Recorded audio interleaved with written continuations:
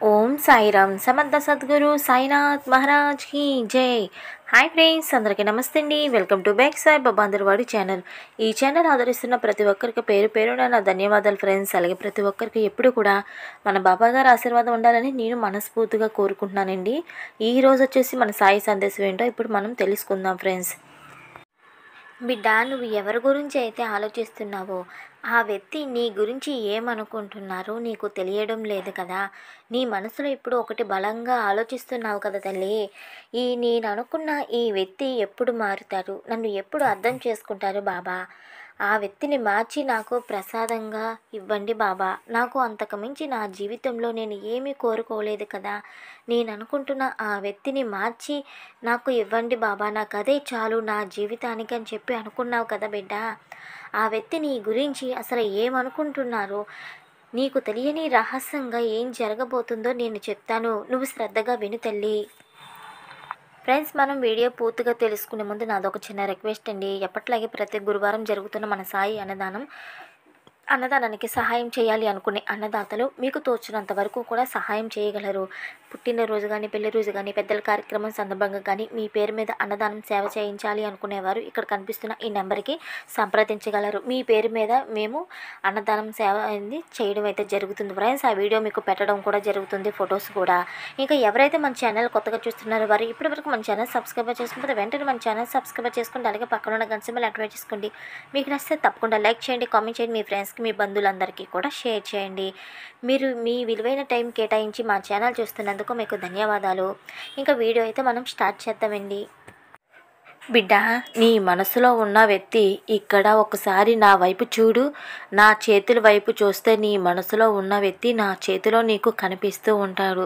నీ గురించి ఏ విధంగా ఆలోచిస్తున్నారు అన్నది ఒక్కసారి వీళ్ళని చూస్తే చాలు తల్లి. నీకు ఏ విధంగా జరగబోతుంది, అసలు నీ గురించి ఏ విధంగా అనుకోబోతున్నారు అన్నది కూడా నీకు ఇలాగిట్టే తెలిసిపోతుంది బిడ్డ. ఆ వ్యక్తి మౌనంగా ఉంటూనే ఉండి సడన్గా కోపం అనేది ఆ వ్యక్తికి రావడం జరుగుతుంది కదా బిడ్డ. దానివల్ల మీ ఇద్దరి మధ్యన ఎన్నో గొడవలు వచ్చాయి. ఎంతోగానో నువ్వు బాధపడుతూ ఉన్నావు కదా. ఆ వ్యక్తి నీకు దగ్గరగా ఉండాలని, ఆ వ్యక్తితో నువ్వు సంతోషంగా ఉండాలని నువ్వు ఎన్నో కలలు కంటూ ఉన్నావు. కానీ ఆ కలలుగానే మిగిలిపోతాయేమో అని చాలా నువ్వు భయపడుతూ ఉన్నావు కదా బిడ్డ. నువ్వు భయపడుతున్న విధంగా ఏమీ జరగదు.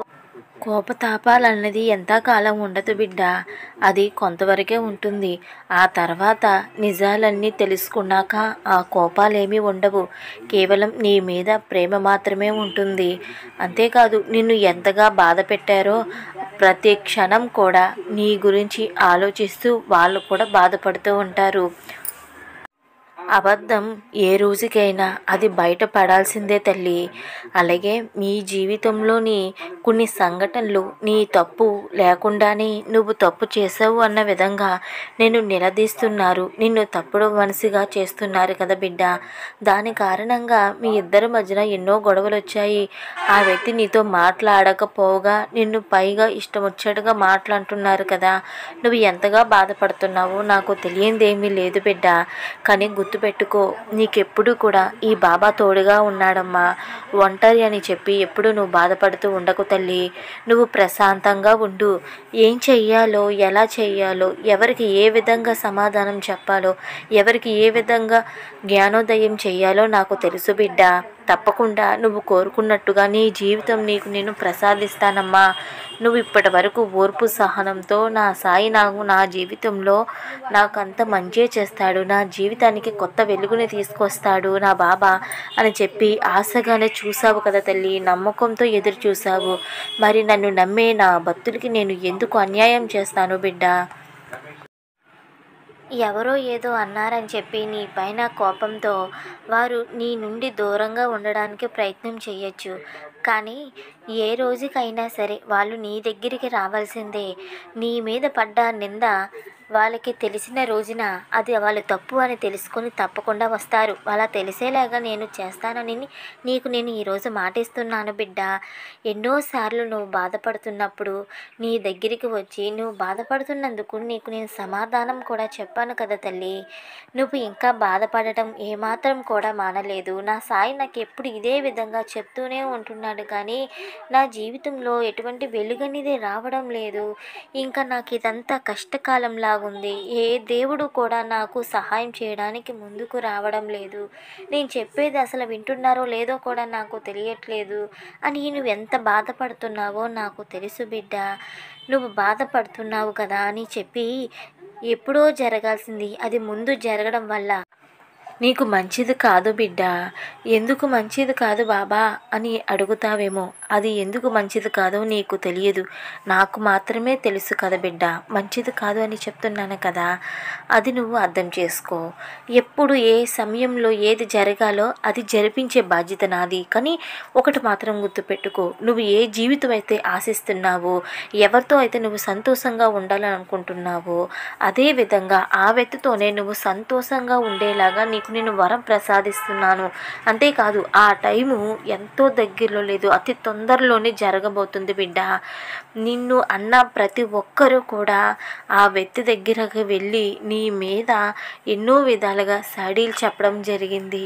నీ మీద తప్పుడు ఉద్దేశంతో వాళ్ళు చెప్పడం జరిగింది. అది నిజమే అని చెప్పి వాళ్ళు నిజమని నమ్మడం జరగడం వల్ల నీ పైన కోపంతో నిన్ను దూరంగా ఉంచుతూ ఉన్నారు. నీ పైన అరుస్తూ తిడుతూ నీతో మాట్లాడటానికి కూడా చాలా చిరాగ్గా ఉన్నారు కదా. కానీ ఆ రోజు అంటే ఒకరోజు నీ మీద అన్న ప్రతి ఒక్కరూ కూడా తప్పుడు ఉద్దేశంతో అన్నారు. నీది ఏమాత్రం కూడా తప్పు లేదు. నీకు ఆ వ్యక్తి మీద ఎంత ప్రేమ ఉందన్నది నువ్వు ఇష్టపడుతున్న ఆ వ్యక్తికి తప్పకుండా తెలుస్తుంది. ఆ రోజు నిన్ను వెతుక్కుంటూ మరీ వస్తారు. నువ్వు వద్దన్నా సరే నువ్వే కావాలి అని నీ దగ్గరికి నిన్ను వెతుక్కుంటూ వస్తారు. ఇప్పుడు నీకు సంతోషమేనా బిడ్డ?